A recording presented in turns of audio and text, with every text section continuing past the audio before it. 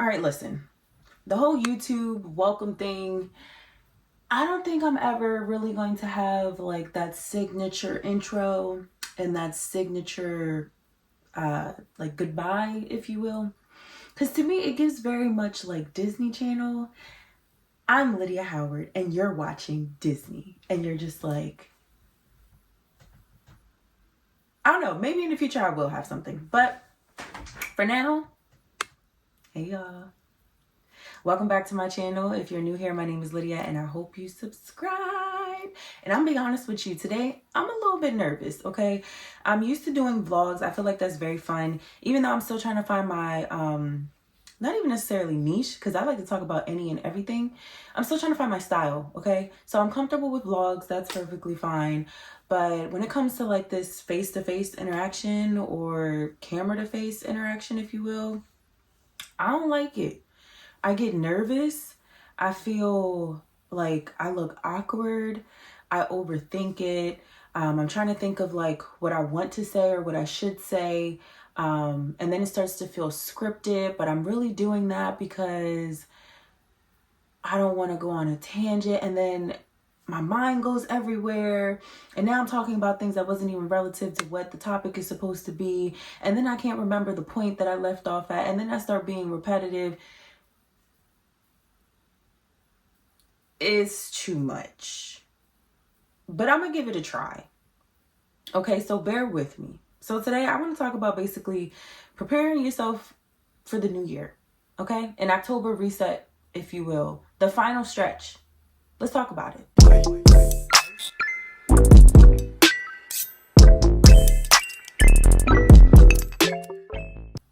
Now, I don't know about you, but for me personally, I feel like the new year is my least favorite holiday.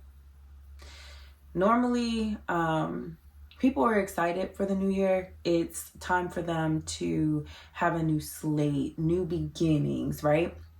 And it's instilled in us that basically like it's time to throw the old out and come in with the new. The grass is greener on the other side, which is that new year, okay? And we go into that mind to the new year with that mindset of having an I can attitude. We are overly ambitious, but if we're gonna be transparent, we're really sometimes a little bit unrealistic, okay? And in my opinion, I feel like we develop this subconsciously, maybe, okay, this need to be perfection. So we have this great big list of things that we are gonna do. We got this. And then as time goes on, we're noticing that it's not going as planned. And now, we're starting to feel a little bit discouraged. Then you have people that when the new year comes around, they are sad.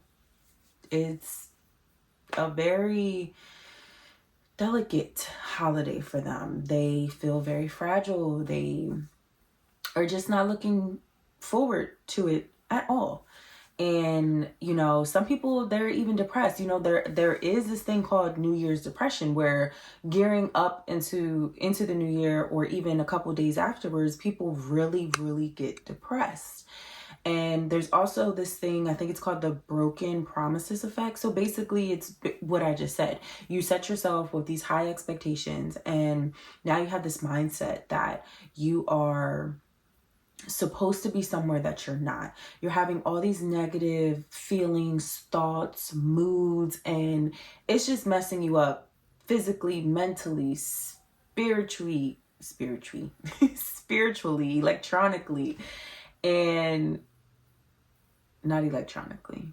No. We could say electronically. Like, if you are on social media and maybe you have been looking at other people's lives, and in your mind you're like, how come I'm not there yet? Everybody and their mom is getting married and you're not married yet. You haven't found your person, or maybe you want a kid, you haven't had a kid yet, or anything, okay? Anything falls in the line for this. Now, what makes this very delicate is having someone break a promise to you is one thing. But when you feel as though you can't trust yourself, or when you feel as though your own word doesn't have any value, now we're getting into a whole psychological situation that is not going to help you execute every single goal that you have listed. So September, where I am in Delaware. It has been very rainy and I love the rain. It's been very moody and I love it. Fall is finally here. It's my favorite season and it has been pure bliss for me. Okay. I cannot complain one bit. And for me, I would say that I compare the month of September this year as a time of reflection, a time to evaluate, kind of like where I was and what I'm doing and where I want to go. So I came up with this idea of basically creating this October reset video, okay? In the next 90 days, we are going to gear ourselves up to make sure that we are preparing ourselves, not just to exit out of this year, but to make sure that we are ready for next year. Now, my issue with the new year is that, you know, when January 1st comes around, now all of a sudden we're geared up. Now we magically think that we can just do any and everything. It's if like we developed the Superman or Wonder Woman syndrome. And the only thing I can think of is, how is it possible that after the clock struck 12, now all of a sudden we're this new person? Doesn't make sense to me. So in the next 90 days, I'm thinking maybe we should be creating habits. We should be making sure that we are becoming whole and getting on the right path to even make sure that we're mentally prepared for what we want to accomplish next year. Okay, it's not a magic trick. You can't just snap your fingers and just because it's January 1st, now all of a sudden you're equipped to do what you want to do. That's not how that works. So for me, I can honestly say this year has definitely been a roller coaster. It definitely made me upset because in the beginning of the year, I would say up until my birthday, which is Cinco de Mayo, I felt like things were finally going my way. I felt like everything was falling into place. It was basically everything it was supposed to be. And then bang, literally, I'll make another video about this in the future, but literally everything just started failing. I really don't like to use that word because that's a little bit dramatic because, you know, our life, it's all seasons, but it just did not go the way that I needed it to go. And I was feeling definitely depressed for a while. I was very sad, very upset, but I was that sad / upset that nobody would have realized that I was sad or upset because to them I looked happy, right? So during the course of these next 90 days, I want to make sure that I can help you instill the habits and basically develop the mindset that you need in order to get to January 1st and actually believe what you're saying, because now you're going to put action behind it. You're not going to be going into the year, well, throughout that year and think like, wow, I haven't done a single thing. Okay. So for me, I can honestly say that Christ is going to be your foundation. Now, if that's not something you're ready for, don't worry about it. Okay. Don't worry about it. You're not ready yet. It's fine. Okay. Now, the reason why I say this is because having faith is a very strong aspect of where I am today.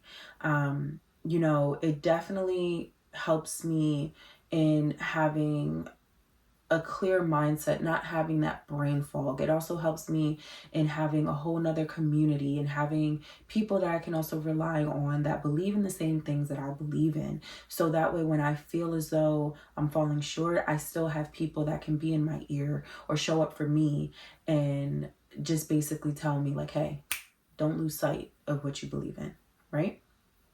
Now, having a very strong spiritual foundation, I think it's very important. I think it basically sets you up to be wholesome in every other aspect. Mentally, definitely. Emotionally, definitely. I feel like in my opinion, that emotions and your mental are kind of in a relationship with each other. How you feel affects how you think, and how you think affects how you feel. And I feel as though having a very strong spiritual foundation can help balance those two out. Because the moment that you are just mentally wired or emotionally wired, a whole lot of stuff can happen. So now we are entering a whole new shift, a whole new dimension, if you will. So what we're going to do is we are going within the next, like, I'm going to say the first week of October, we are going to take the time to go back to our list that we made in January.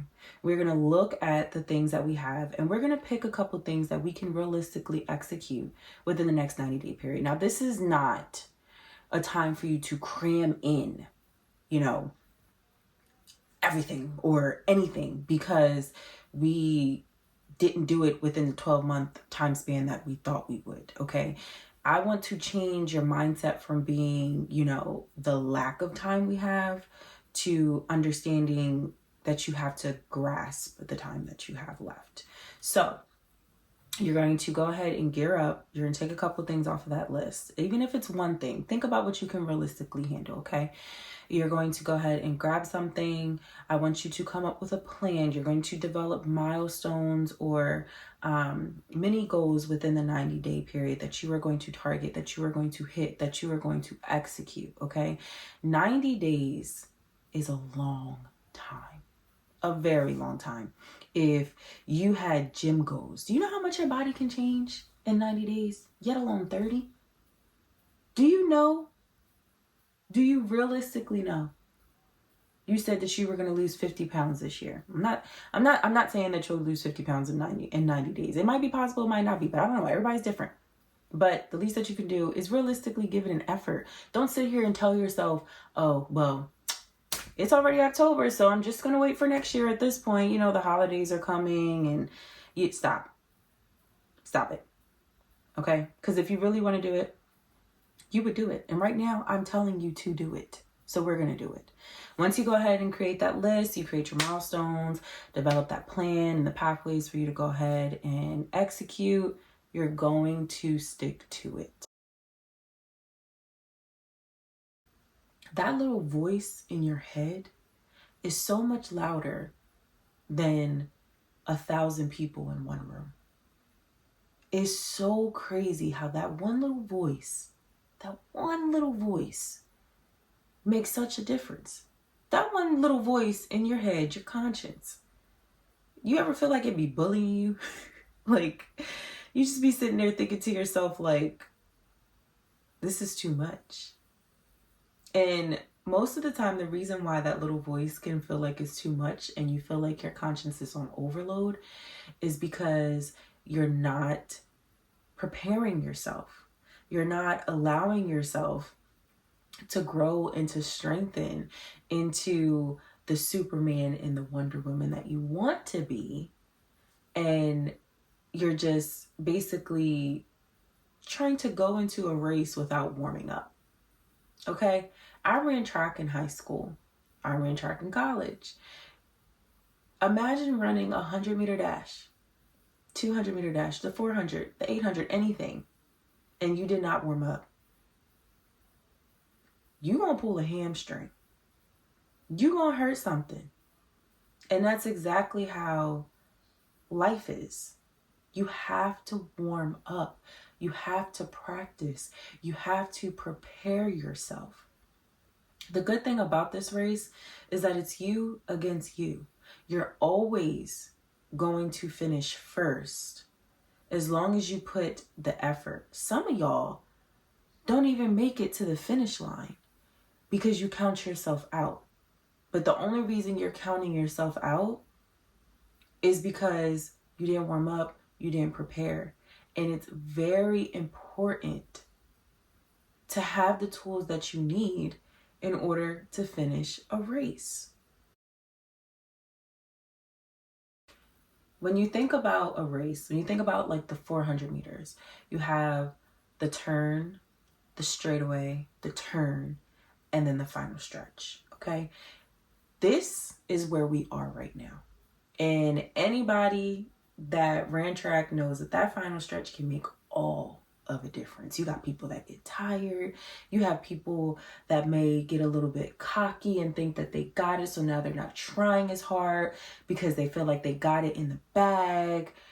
You have to be consistent. You have to keep going. You can't just decide that you exert certain amounts of effort at a certain given time.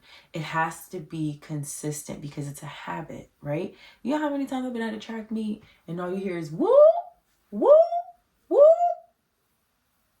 If you ran track, you know what that means. If you don't, basically what that means is somebody was in the lead and here comes somebody from behind. They all of a sudden they got a little bit of energy, okay? They're running past the person. You done got 8 up. You done got 8 up.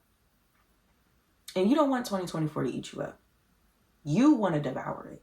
You want to be the one to be able to say that I accomplished it, I did it, and I'm here to stay. What's next? You want to be the one to just cross that finish line and you just want to feel like you gave it all you had. It was one of the best races that you had and you left no crumbs. You have no complaints. There's nothing that anyone can take away from you because you made sure that you did what you had to do. And that's how you want to feel. That's how you basically reward yourself, okay? Do you know how good it feels to really try to put in effort and then you see the results? You can't be lazy. You can't sit here and just think that stuff is just going to happen, snap of the fingers and within thin air. It doesn't work like that. And then when you're sitting around and when you're looking at other people, and even though you may not intentionally do it, sometimes we all do it and it just happens. You see someone and you're like, dang, I wish that could be me, or how did this person get there, or why am I here and not there? I will tell you one thing. If you were focused on yourself and focused on allowing yourself to develop those habits, those tools, the warming up that you need to get where you want to go, you wouldn't even have time to look at those other people. If anything, you will be celebrating those people because you have a lot more to celebrate yourself. You got things going on, okay? You got it together. Your cup is full. But now you're sitting here with an empty cup. Don't nobody want an empty cup. Don't allow your cup to be empty. There may be times where you may spill a little bit and your cup is now half and it's not full, and that's okay, but never allow it to be empty. You always have to make sure that you are working on yourself and that you are doing something. You never want to have regrets. You have to push yourself. You have to. Nobody is going to understand that hunger, that want that you have, except for you. You can have an accountability partner, but they can only take you but so far. It's like as if they were part of your relay team and they are only allowed to run the first turn. They gave you the baton, okay? That was the end of where they run. Now the rest is on you. This life, I definitely didn't want to compare it to the track, but it just fits when I think about it. But just make sure that you are understanding that life is a gift. And it's definitely something that you don't want a gift receipt for, okay? There's no returns. There's no exchanges. It is a gift and it is for you. It's yours. You keep it, okay? You nourish it. That's really all I have to say. A part of this video, I feel like I definitely went on a tangent, and I feel like a lot of the focus for me in this video came from lack of focus. Well, not even lack of focus. I think I was, like I said, I was just nervous. My stomach is growling. I'm hungry. I am a little bit nervous to edit this video because I just wonder, like, did the video have a flow? Was I just all over the place? Did I make my point? Did you take something from this? But I just need to understand that I don't need to have fear. I need to be courageous, and I need to do it. And I'm going to look back on this video one day and I'm be like, wow, this is how I used to give people advice. And then I'm going to look at one of my current videos like 2 years from now. I'm be like, wow, I did that. I mean, I definitely did it in this video too, because at least I did it. Because if not, it would have been tomorrow and I would have been like, dang, I should have recorded that video. Now I'm rambling. So I'm going to go ahead and end this video here. Thank you so much for listening, y'all. I'll see you guys in my next video. Bye.